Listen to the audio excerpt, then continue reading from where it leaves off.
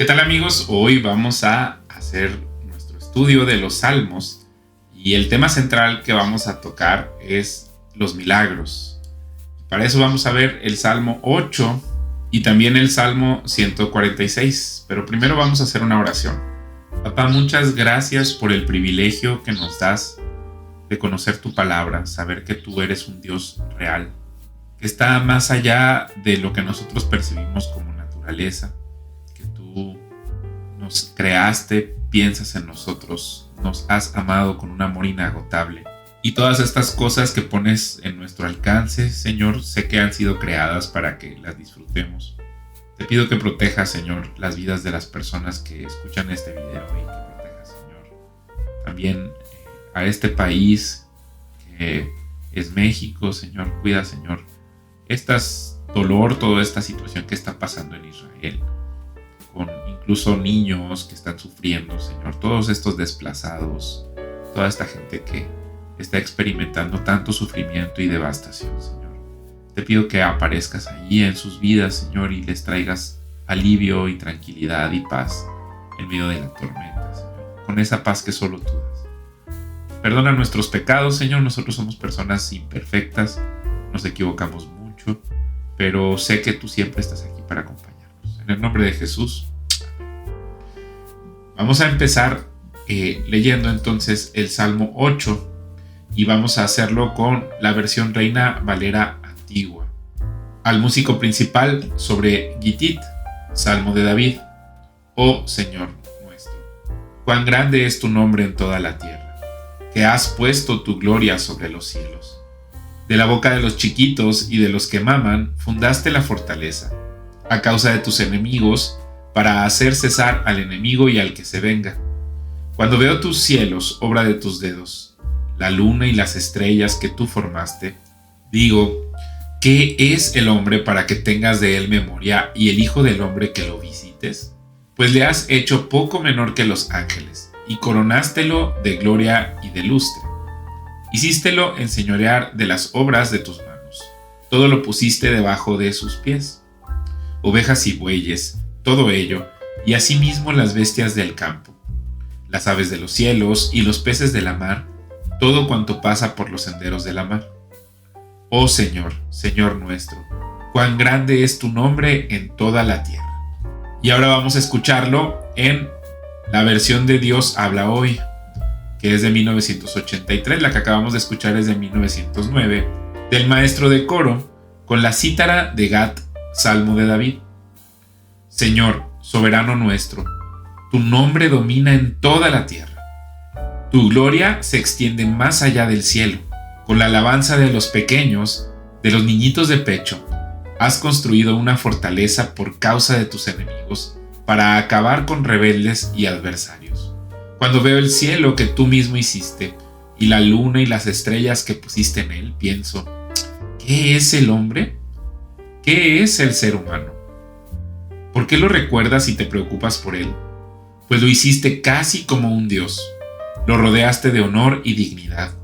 Le diste autoridad sobre tus obras, lo pusiste por encima de todo, sobre las ovejas y los bueyes, sobre los animales salvajes, sobre las aves que vuelan por el cielo, sobre los peces que viven en el mar, sobre todo lo que hay en el mar.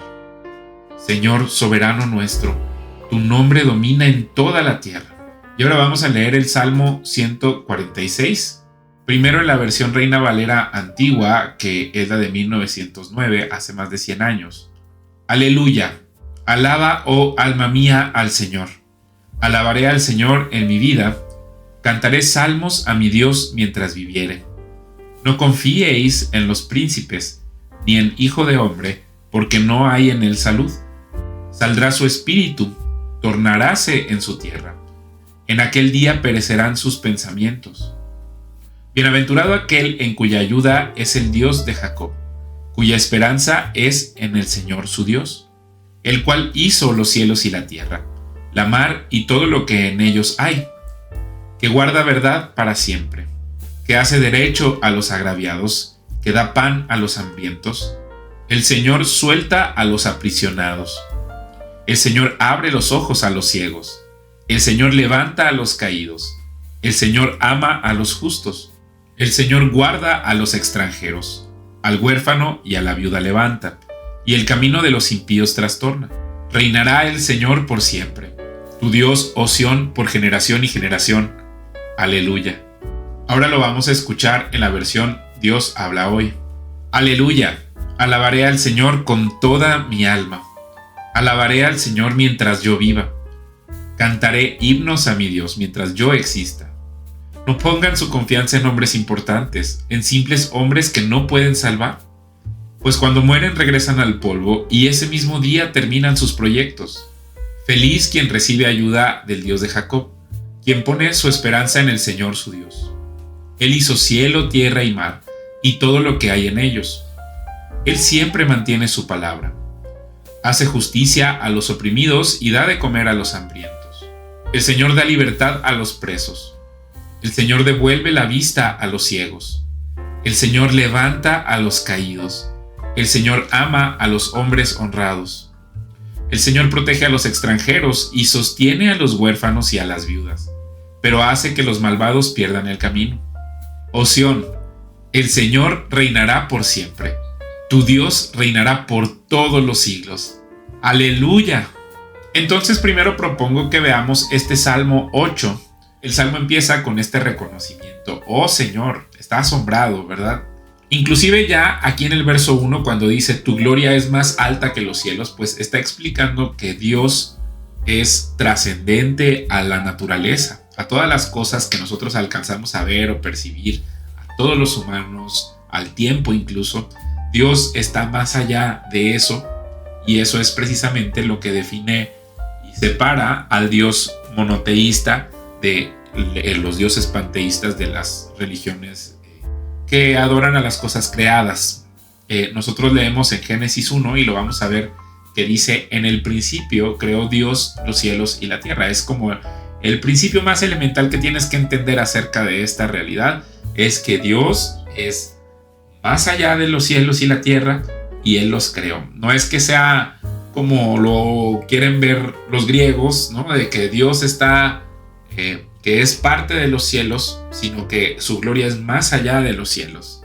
Por eso ya lo hemos leído, dice, ni los cielos me pueden contener, o sea, porque Dios es trascendente, no forma parte de las cosas creadas, y el cielo es algo creado. Y este verso que dice, a los niños y a los bebés les has enseñado a hablar de tu fuerza, así silencias a tus enemigos y a todos los que se te oponen, es uno de los versos centrales por los que este salmo es recordado a lo largo del tiempo. O sea, este salmo de David escrito más de 1000 años antes del tiempo de Jesús. De hecho, podemos ver aquí en Mateo, capítulo 21, versos 12 al 17, un pasaje muy interesante donde se cita este salmo.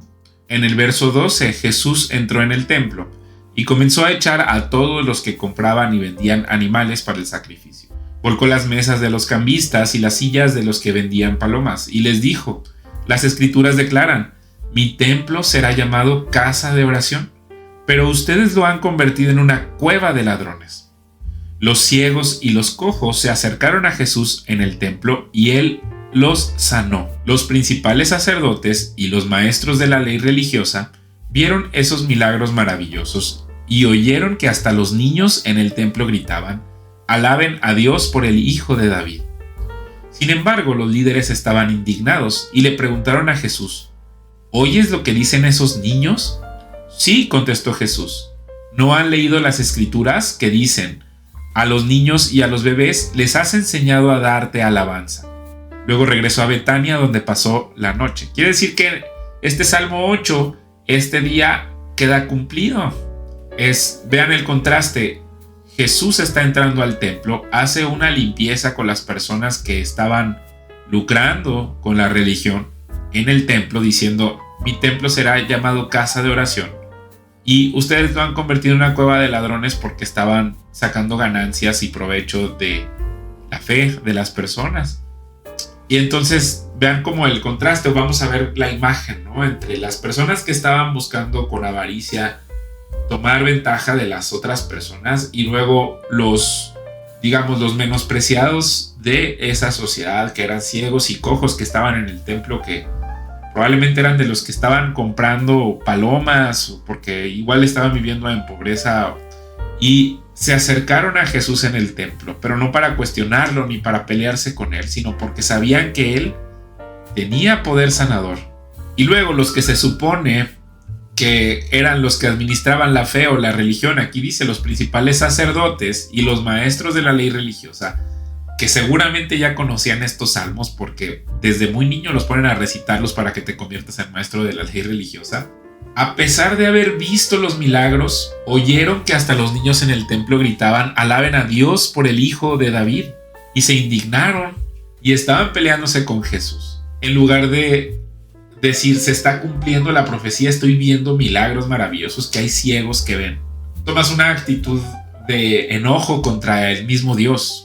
Y esta es la maravilla, que Dios viene como un rey humilde y viene con los que tienen un corazón humilde. Para los humildes de corazón es más fácil ver a Dios que para los soberbios.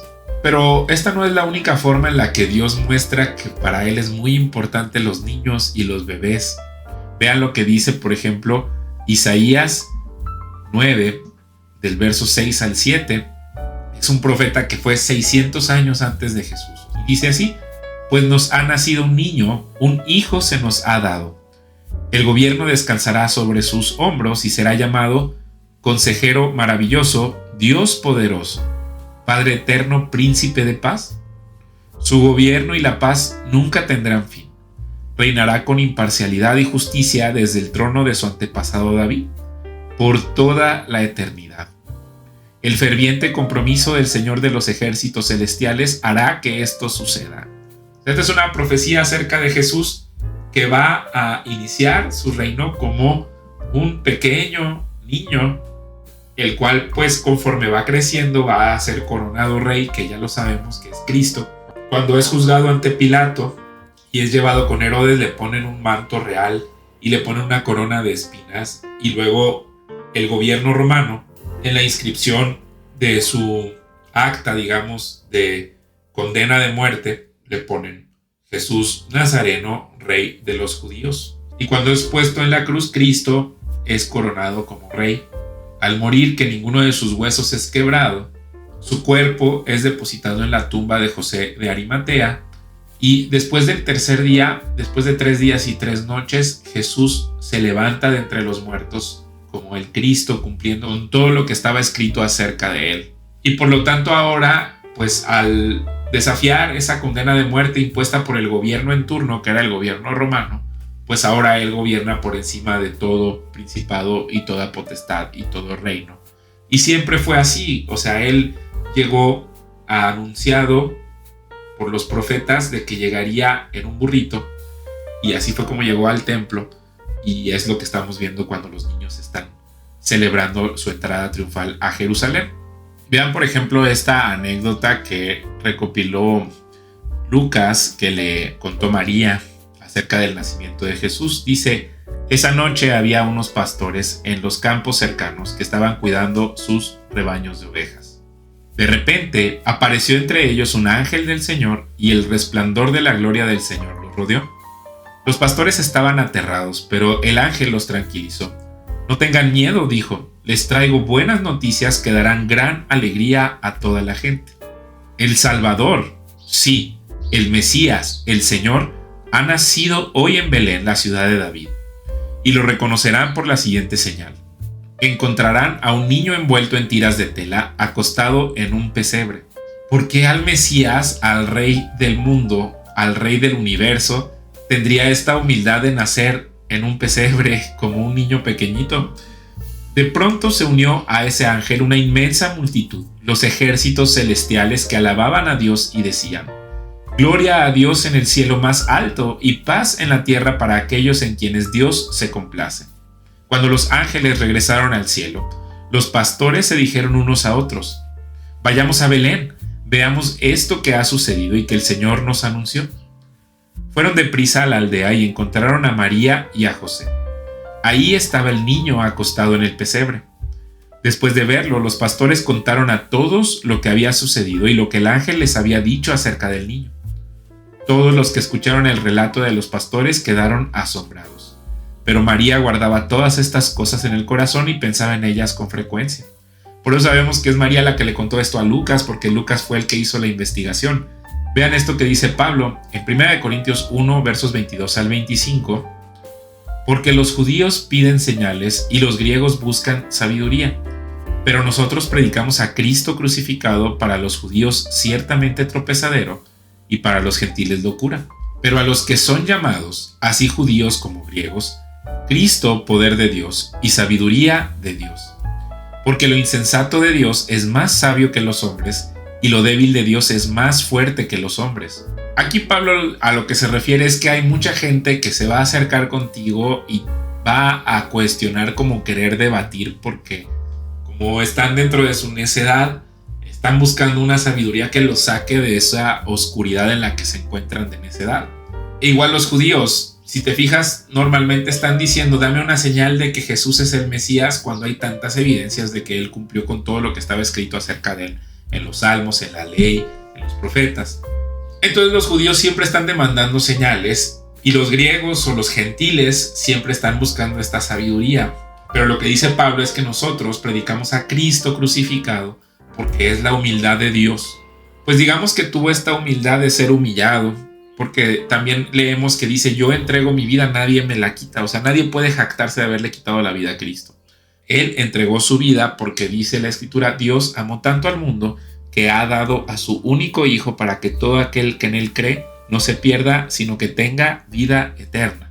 Entonces Dios salva a los que son llamados por medio de la humildad, y solamente los que son humildes pueden ver a Dios, porque como dice C.S. Lewis, el que es soberbio pues nada más está viendo a todos hacia abajo, pero Dios está arriba de él.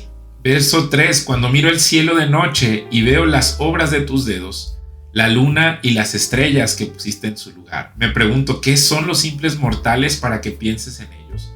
Los seres humanos para que de ellos te ocupes. Vean esto en Génesis 1. En el principio Dios creó los cielos y la tierra. La tierra no tenía forma y estaba vacía, las tinieblas cubrían el abismo y el Espíritu de Dios se movía sobre la superficie de las aguas. Entonces en el primer día Dios dijo que haya luz, y la luz llegó a existir. Y en el segundo día Dios dijo que haya una expansión en medio de las aguas y que las separe. Y Dios separó las aguas que estaban debajo de las aguas que estaban arriba, y a la expansión llamó cielo, y ese fue el segundo día. En el tercer día Dios reunió las aguas debajo de un solo lugar para que aparezca lo seco, y Dios llamó tierra a lo seco, y al conjunto de aguas lo llamó mares, y Dios consideró que esto era bueno. Y luego dijo que haya vegetación sobre la tierra, y que produzca hierbas que den semillas, y árboles que den frutos con semillas, y todo según su especie. Y comenzó a brotar la vegetación, hierbas que dan semillas, y árboles que dan fruto con semillas, todo según su especie. Y Dios consideró que esto era bueno, y vino la noche y llegó la mañana, ese fue el tercer día. Y en el cuarto día dijo Dios que haya luces en la expansión del cielo, que separen el día de la noche, que sirvan como señales de las estaciones, de los días y de los años, y que brillen en la expansión del cielo para iluminar la tierra. Y así sucedió. Dios hizo los dos grandes astros, el astro mayor para gobernar el día y el menor para gobernar la noche. También hizo las estrellas. Dios colocó en la expansión del cielo los astros para alumbrar la tierra. Lo hizo para gobernar el día y la noche y para separar la luz de las tinieblas, y Dios consideró que esto era bueno. Vino la noche y llegó la mañana, ese fue el cuarto día. Entonces tú me vas a decir: Memo, creo que ya estás enloqueciendo. Nosotros sabemos, por lo que nos han dicho en la escuela, que para que el hombre se convierta de una ameba a un changuito, a un ser humano, necesita millones de años, y por lo tanto la Tierra ocurrió por miles de millones de años, todo lo que vemos del universo. Y tú me estás diciendo que un Dios todopoderoso en 6 días creó todas las cosas. Sí, pues precisamente eso es lo que estoy diciendo, que muchas de las cosas que conocemos, por ejemplo, como la columna geológica, ha sido alterada por un evento catastrófico como el gran diluvio, la gran inundación, pero en la narrativa de los miles de millones de años nunca se contempla que hubo esta gran inundación, por ejemplo, ¿no? Y lo que estoy diciendo es que existe una explicación científica a estos recuentos que se hacen acerca de la Biblia, pero que si tú sigues en tu soberbia, pues no vas a poder brincarte esos prejuicios que te dicen que pues eras un changuito y que las fuerzas mágicas por medio de el accidente se fueron dando para que tú fueras la persona que es. Y justo este salmo de esto se trata. Una inspiración divina que es una reflexión profunda que hace el rey David. Él dice: cuando veo todas las cosas creadas y que a mí me hiciste al sexto día, pues me pregunto, ¿por qué te acordaste de nosotros? ¿Por qué piensas en nosotros como algo tan importante? Por eso dice en el verso 4, ¿qué somos nosotros simples mortales para que pienses en nosotros? ¿Por qué nos amas tanto siendo tú un Dios tan poderoso que creó tantas cosas tan grandes? O sea, es difícil para nuestra mente humana creer que Dios hizo las estrellas y en el cuarto día y todo lo hizo en un solo día. Mi pregunta es, claro que si es un Dios todopoderoso que vive fuera de la creación, por supuesto que puede hacer todas las cosas en un solo día, porque pues por eso es Dios. Y eso es lo que a nosotros nos maravilla. Y dice, nos hiciste un poco menor que Dios y los coronaste de gloria y honor. Y aparte nos pusiste a cargo de toda la creación a los humanos. Eso maravilla al salmista. O sea, lo que te quiero decir con el análisis de estos dos salmos son dos grandes milagros que definen el resto de nuestras creencias acerca de los milagros. El primero es que Dios creó todas las cosas. En el principio creó Dios los cielos y la tierra. Si Dios puede crear todo eso, significa que todos los milagros son posibles, porque estamos diciendo que hay una realidad donde hay un Dios que incide dentro de la naturaleza. Pero el segundo gran milagro, que no es que sea un plan B, es que este mismo Dios decidió entrar a la creación y hacerse hombre para redimir todas las cosas hacia Él. O sea, no es una obra que ningún humano de nosotros haya hecho, que se nos haya ocurrido. Es un plan que es secreto y que era un plan magnífico y maravilloso que Dios tenía desde el principio de los tiempos, hacerse hombre, hacerse uno de nosotros para redimir a la figura humana. Vean lo que dice el capítulo 2 de Hebreos, versos 4 al 15. Dios confirmó el mensaje mediante señales, maravillas, diversos milagros y dones del Espíritu Santo según su voluntad. Es más, no son los ángeles quienes gobernarán el mundo futuro del cual hablamos, porque en cierto lugar las Escrituras dicen: ¿qué son los simples mortales para que pienses en ellos? ¿O un hijo de hombre para que de él te ocupes?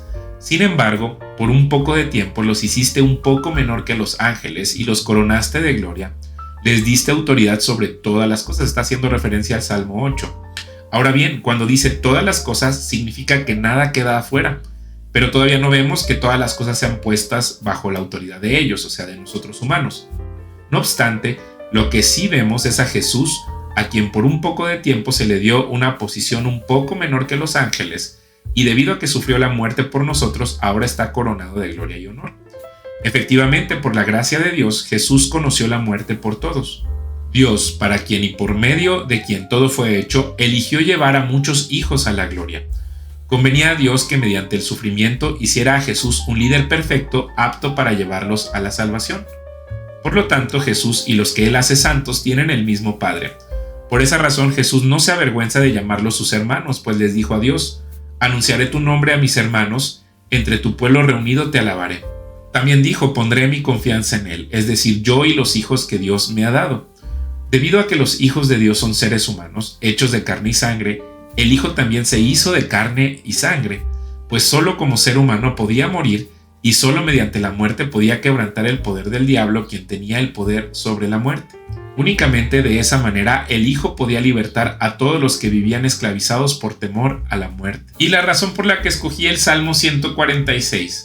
Obviamente está este tema del verso 3, no pongan su confianza en hombres importantes, en simples hombres que no pueden salvar, porque cuando mueren regresan al polvo y ese mismo día terminan sus proyectos. O sea, sus promesas o todo lo que tú esperabas acerca de ellos, en cuanto mueren las nuevas generaciones ya no reconocen esas promesas, como pasa con los políticos. Pero dice: feliz quien recibe ayuda del Dios de Jacob, quien pone su esperanza en el Señor su Dios. Él hizo cielo, tierra y mar y todo lo que hay en ellos. Él siempre mantiene su palabra. O sea, este salmo también nos habla que siendo Él el que creó toda la realidad y Él no muere, si Él te dice que está contigo y Él te ayuda, eso significa que Él se va a mantener en su palabra y no te va a fallar. Vean el verso 8. El Señor devuelve la vista a los ciegos, el Señor levanta a los caídos, el Señor ama a los hombres honrados. Entonces, ¿quién es aquel que hizo eso? Veamos el capítulo 7. Ya para acabar, veamos el capítulo 7, versos 18 al 23. Los discípulos de Juan el Bautista le contaron todo lo que Jesús hacía. Entonces Juan llamó a 2 de sus discípulos y los envió al Señor para que le preguntaran: ¿eres tú el Mesías a quien hemos esperado o debemos seguir buscando a otro? Los 2 discípulos de Juan encontraron a Jesús y le dijeron: Juan el Bautista nos envió a preguntarte, ¿eres tú el Mesías a quien hemos esperado o debemos seguir buscando a otros? En ese preciso momento, Jesús sanó a muchas personas de enfermedades, dolencias, y expulsó espíritus malignos y le devolvió la vista a muchos ciegos. Luego les dijo a sus discípulos de Juan: regresen a Juan y cuéntenle lo que han visto y oído. Los ciegos ven, los cojos caminan bien, los que tienen lepra son curados, los sordos oyen, los muertos resucitan y a los pobres se les predica la buena noticia. Y agregó: Dios bendice a los que no se apartan por causa de mí. No es que Jesús estuviera presumiendo las obras que estaba haciendo, sino que vemos en Isaías capítulo 35, versos 4 al 7, 600 o 700 años antes de Jesús, y estas profecías se encuentran en los manuscritos de Qumran. Digan a los de corazón temeroso, sean fuertes y no teman, porque su Dios viene para destruir a sus enemigos, viene para salvarlos. Y cuando Él venga, o sea Dios, abrirá los ojos de los ciegos y destapará los oídos de los sordos, el cojo saltará como un ciervo y los que no pueden hablar cantarán de alegría. Es lo que Jesús está diciendo en este capítulo 7 de Lucas. Le fueron a preguntar: ¿eres al que estábamos esperando? En las profecías, y Jesús cita una profecía, pero no solo la está citando, sino que les está demostrando que Él es el que está haciendo esos milagros. O sea, el Dios creador de todas las cosas se hizo hombre y está demostrando quién es Él por el poder de sus señales milagrosas. Entonces, en un mundo o en una realidad como esta, en donde tenemos demostraciones evidentes de que toda la coherencia y la lógica con la que funciona esta realidad, primero ha sido creada por un Dios todopoderoso que lo comprende todo y lo sabe todo. Y luego nos demuestra, cuando se hace hombre, que es favorable a nosotros, podemos esperar milagros. Fue una explicación un poco larga, espero que te haya gustado y pues nos vemos pronto.